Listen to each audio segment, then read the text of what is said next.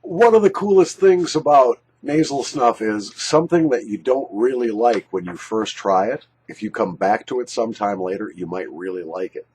And as your tastes mature and your nose gets more sensitive to the different scents, you may find that snuffs that you really didn't care for, or maybe just didn't understand early on, have become new favorites. And such is the case with me, with Freiburg and Treyer's Old Paris. This is a large tin. This is the 50-gram tin.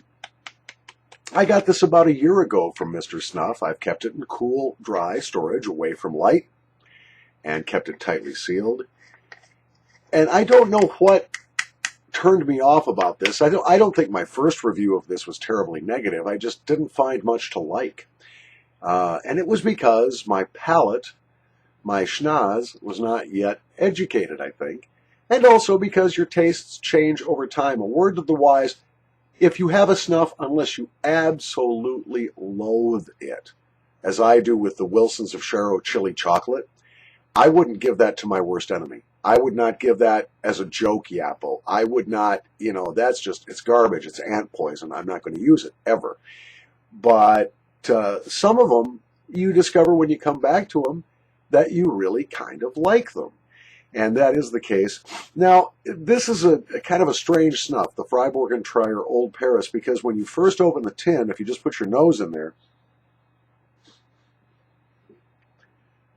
I think it was, who was it? I think it was Tim Guerin, Milverton 68, who said here on YouTube, it smells like someone went down into the sewer, dredged up some stuff, dried it, milled it, and put it in a can. In other words, it smells like shit. Brits are much more formal than we Americans. We don't mind saying that it smells like shit when it smells like shit. And in fact, in the tin, it's not pleasant. You get like, what the hell is that? But then you take yourself a little spoony full here, if I can get one. Oh, helps if you have the spoon upside right.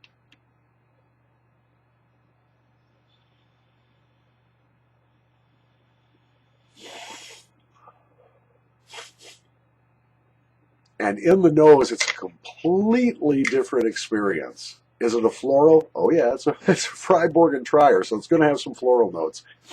Really good base tobacco. And pretty soon with this one, you start smelling old furniture, old books, old leather, mild perfumes. You get a little Tonkin in there. You get a little geranium. You get all kinds of really nice notes. I think there might even be a little tiny bit of linseed oil in this, which is where the antique furniture scent comes from. It's outstanding snuff. So, look, if you have a snuff, you try it, you go, that's not for me. Don't throw it away.